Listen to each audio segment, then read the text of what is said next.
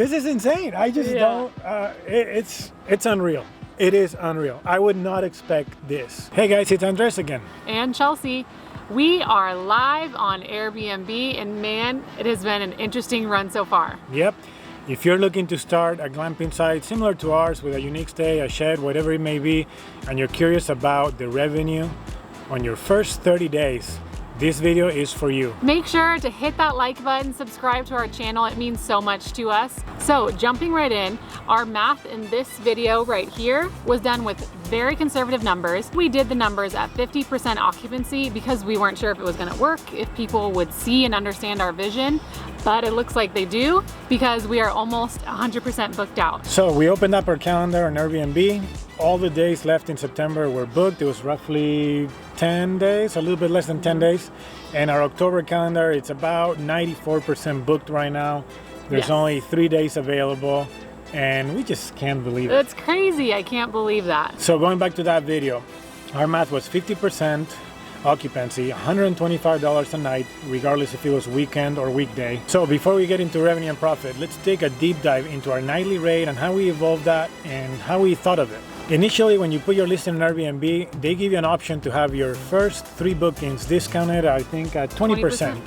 We already had in mind that we wanted to discount the first 5 just to get some activity going. Yep.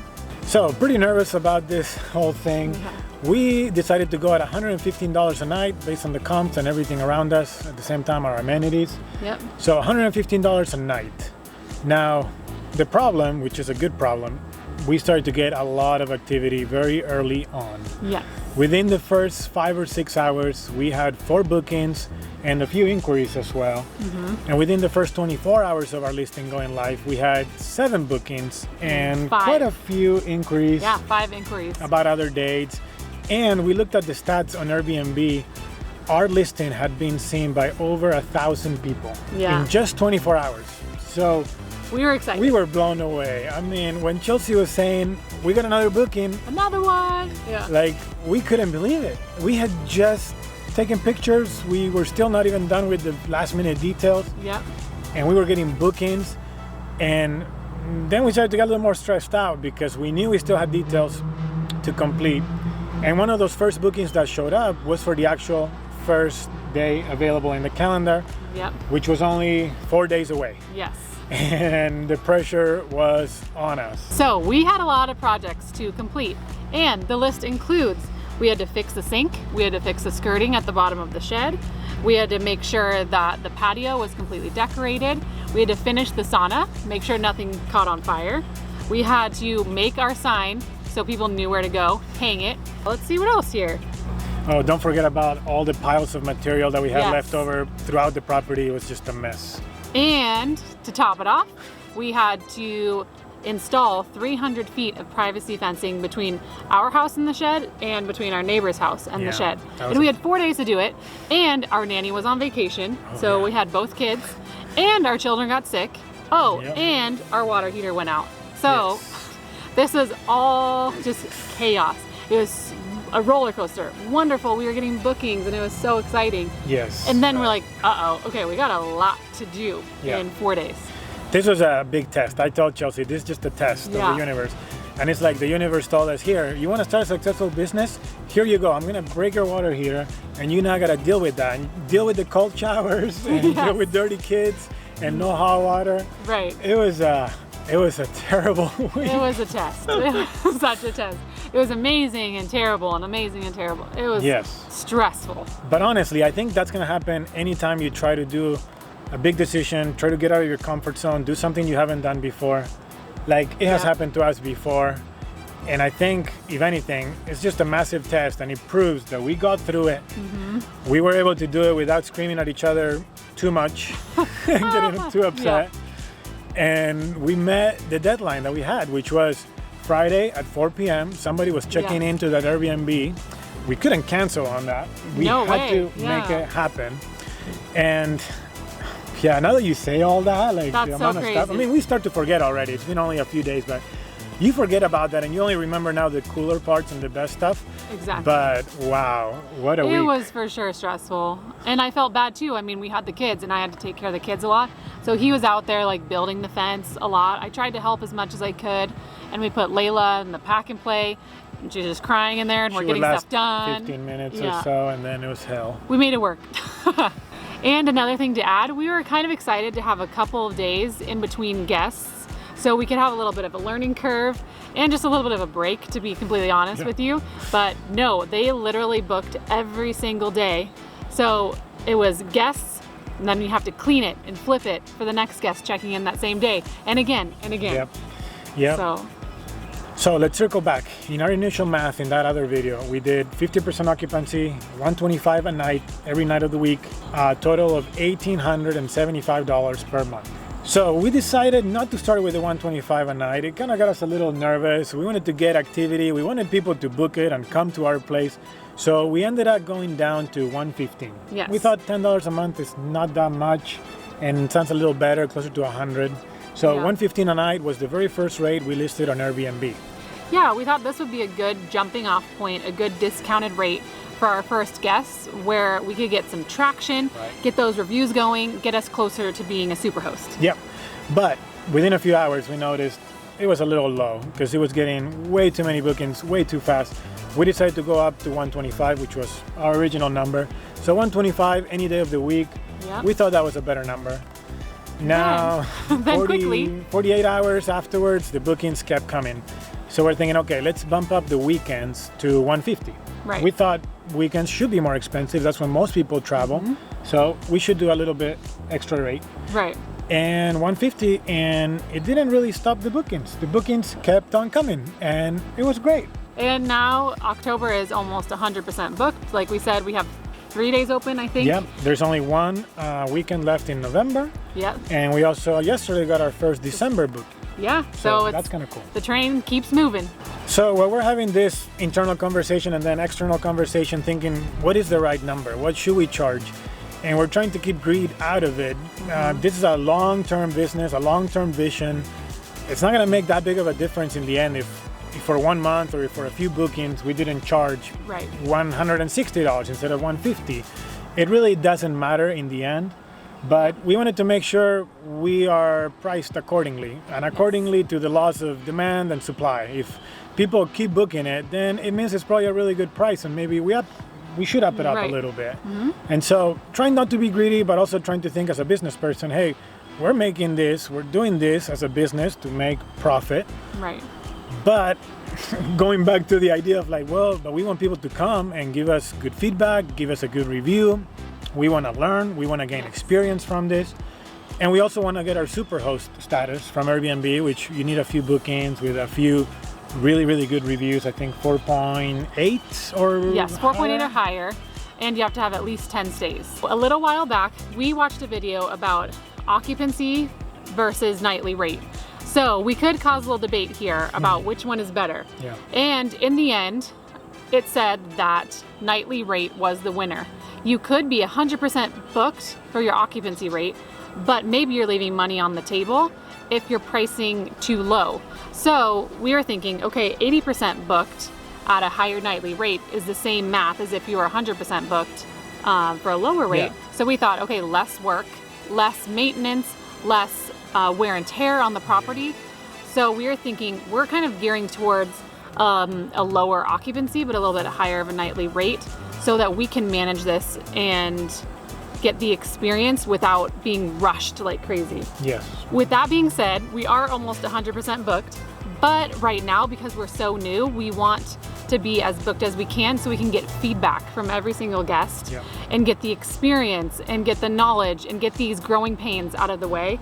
Then later on, I think we'll start to be more 80% booked and a little bit higher nightly rate. We'll see. You let us know. What would you do? Would you rather be 100% booked, or would you have a little bit higher of a nightly rate at a little less of an occupancy rate?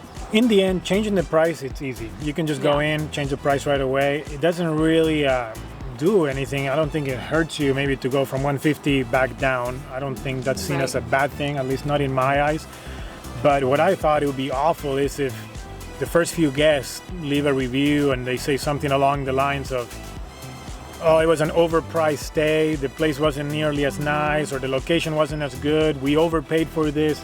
That would be a horrible review to Horrible receive. start, too. And then somebody else would read that and they'd be like, oh yeah, I'm definitely not paying $125 for that. Yeah. That would be horrible. I mean, I really hope it doesn't happen. That would be that would be a bad way to start. So far from the feedback we've gotten, it's been great. We want to provide great hospitality and make this the best day ever that they've had. That's one of the huge reasons why we started this business in the first place.